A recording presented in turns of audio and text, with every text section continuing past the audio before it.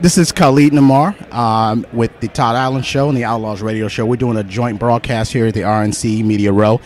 A lot of interesting folks been running around, so in order to get in, you got to chase down who you want, kind of like a lion hunting a meal, so to speak, if I could use that analogy. I'm sitting here with Cenk Uygur of the Young Turks. Young Turks is a very popular internet news site and blog site. I've actually watched it for a long time, and I'll be honest, not because I agree, but I watch it because it's popular, and I've been angry enough at times to watch it. And I've watched your debates, Cenk, with several people. Most recently, I think you had one with Ann Coulter. But anyway, we want to welcome you to the Todd Allyn Show and the Outlaws radio show. So what brings you to the convention, and what do you look to accomplish when you come to something like this, which is obviously, quote-unquote, enemy territory? Yeah, so we're progressive, and we don't hide that, but we cover the news, and so obviously there's a giant news event. So these two conventions, the Republican one and Democratic one, are the Super Bowls of politics. So if the Young Turks is the largest online news show in the world, so we got to come to where the action is, and this is where the action is. Actually, and the action certainly is on the Todd Allyn Show, if we can be so self-aggrandizing. Listen, I want to know what your thoughts are on Hillary Clinton. I mean, I know she's on the progressive side of the aisle, but what are your thoughts on Hillary Clinton? Well, I'm not a huge fan of Hillary Clinton or her team. I supported Bernie Sanders during the primaries, and the reason for that is not because Bernie Sanders is my uncle or that Hillary Clinton's my enemy. No, I just think that the most important issue is money in politics. If you have the donors calling the shots, we're never going to have our democracy back. So for Hillary Clinton, unfortunately, the donors largely call the shots. She's an establishment candidate. The establishment is no ally of mine, no friend of mine. I'm anti-establishment. Bernie Sanders didn't take big donor money. He worked for the people who pay him too. It's just that it was millions of people who paid him $27 at a time, and I much prefer that. Well, you know, full disclosure, we're not Trump. At least I shouldn't say we. I am certainly not a Trump person. Most of us here are not Trump people. I think he is pretty much a Republican in drag. I don't think he's a conservative at all. But we are here basically to cover the event just like you are. So here's the biggest problem I had with your site, and I've watched it quite a bit.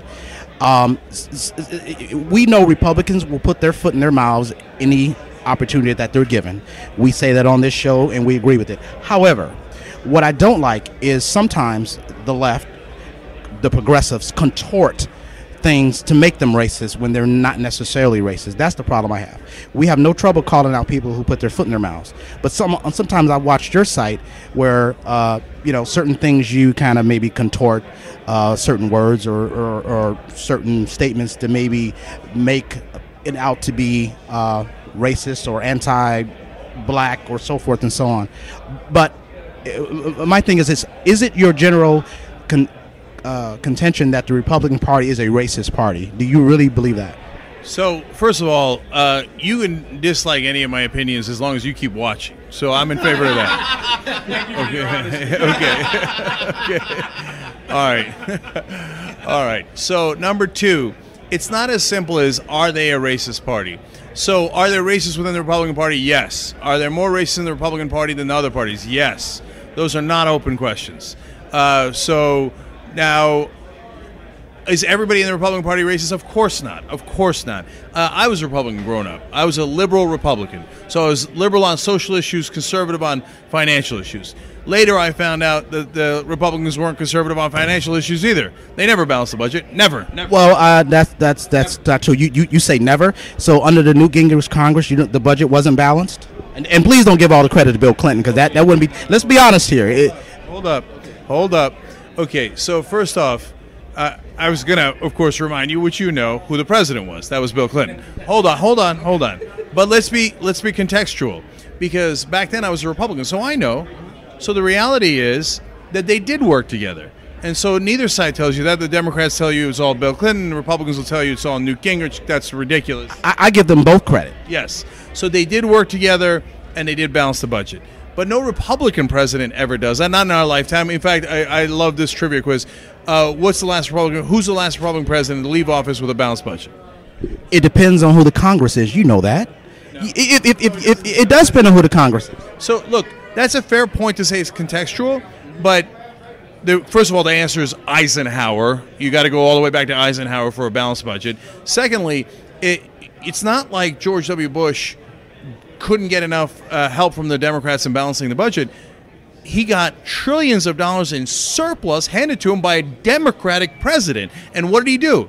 Now, don't tell me that the Iraq War was a Democratic war. Yes, a lot of them voted for it, and I can't stand them for that. But that was George Bush's idea. That put $1.5 trillion hole in our debt, and then cutting taxes on the rich, that's another couple of $1 trillion. Don't tell me that was a Democratic idea. That was a Republican idea. So what did he do? He turned a giant surplus into a giant deficit, handed it to Obama, and then blamed him for it. So yes, they are not financially responsible. It's all marketing. The whole point of the Republican Party is vote for me, and I'm going to give tax cuts to the rich, and I'm going to start wars that's going to help the oil companies, that's going to help all the other companies that benefit from it, including defense contractors, but everything else is a gimmick. So, but to go back to your original question about race. Now, even though I know for a fact that not only are not all Republicans racist, I hope most Republicans aren't racist. And the word racist is, of course, a spectrum. There's unconscious bias, there's the explicit racist. So when you say racist, it doesn't mean they're KKK. And there's also racial demagoguery, which I think the left certainly engages in quite a bit, to divide blacks up into little groups of mentally challenged voters who they can somehow, do things for that we can't do for ourselves. But anyway, I'll let you continue. Okay, so now, in terms of which party has decided that they will appeal to racist voters more, not a question. The Republicans decided to do the Southern strategy. Two different heads of the RNC apologized for the Southern strategy. I didn't apologize. They apologized. And who hold on now. Southern. I just want to say who was that? So that was Ken Mellman and Jim Gilmore. So and they apologized and said, yeah, that was to appeal to racist voters in the South. We saw an opening when the Democrats voted for the Civil Rights Act and the Voting Rights Act and had a Democratic president push for it. We saw an opening to grab racist white voters in the South.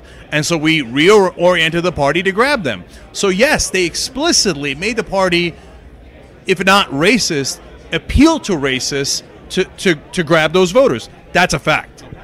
I could respond to much of what you say, but you don't have a lot of time. But I want to let my co-host Todd Allyn weigh in with a question. Khalid, my name's Todd. Thank you very much. Really appreciate you being on the show. And again, thank you so much and appreciate your views. I just have a question in understanding that language is important. And so when we use the word racist or prejudice, it's a subjective that is very difficult to defend. It's not objective where you cannot measure someone being a racist. So would you at least agree that sometimes the word racist is overused when in fact the best adjective would be prejudiced? One, I will definitely agree to that. Two, we did a story recently about unconscious bias that not only the police have, but that all of us have. And in that story, we spelled bias by us because it's in all of our heads. So that's not a thing where, okay, I'm an outward racist and I say black people are this or the N-word is this, etc., right? But that's in all of us. And that's in liberals, that's in all of society. So you're absolutely right to explain it more thoroughly like that. And so I guess the last part I would want to ask is if we can agree, because one of the things we try to do is even though we may have differences on the show, we always try to find some common ground that we can agree on. We believe and know that you love this country just like we do, and so we appreciate you for that. But wouldn't you also agree that sometimes having prejudgments is also being prudent? Oh, yeah, so of course, and that's a fair point too. The question is, what are you prejudging and what are you basing that prejudgment on? So, for example, when I prejudge Donald Trump's speech that he's going to give in a couple of days, it's based on my experience with Donald Trump and what an idiot he is. So, and I can prove that out. And so now he might give a fantastic speech, and then I go, I have wrongly prejudged him. Right, but if you make those prejudgments based on arbitrary things like skin color or your ethnic background or your religious background, well, then you're going to make a mistake far more often. And I would agree with that. And I guess the last point I want to make is that the cognitive map that we have is at risk because of how people learn or what they've learned and what they continue to carry with them. So do you believe that it's important that we as media kind of address the cognitive map by showing all sides and letting people make their own choice or decisions as to what they will follow? So there's different parts of the media, and yes, I don't like people who are neutral to the facts. So hey, the Lakers and the Bulls played, and Lakers say they won, and the Bulls say they won. I don't know who won. That's neutral journalism, and it's terrible. The Cavs won. I like how Cleveland's calling itself the City of Champions. You guys got one champion, okay? City of a champion. But anyway, wait until October. Okay. I don't know if you can tell I'm a Steelers fan. Okay. I wish you had told him that before you agreed to sit down with us. So in terms of how you cover things, there's some people who do objective, both sides. We try to give both sides. We try to do analysis. We don't do partisan. Yes, we're progressive, but we're not Democrat. We're not Republican. We're not in anybody's pocket, and we're not going to carry anybody's water. But I think that then after explaining what the issues are, giving your analysis and perspective on it is totally fine, depending on what part of the media you're in. Okay, excellent. Thank you. All right, I know you got to go, but I want to say this real quick. I want to thank you for coming and talking to us, and I think that we need to see more of that. We all have our own unique perspectives and things like that, and there are some things that we agree on, like he said earlier. Everybody on this section isn't big fans of Donald Trump, so we agree on that. But then there are other things that we don't agree on, and I think being able to have a civil discussion about the things that we agree and disagree on is what's sorely lacking in our political discourse right now. Thank you. I really appreciate that. And this is one of the best and most productive conversations I've had here, because people like to fall into their political camps, their partisan camps, and then get into their standard talking points. But it's obvious from you guys, you got a totally open mind, and that's the kind of conversations I love to have. Thank you, guys. Oh, and thank you. And we look forward to talking to you again at some point. And thanks for sticking by, Cenk. Appreciate it.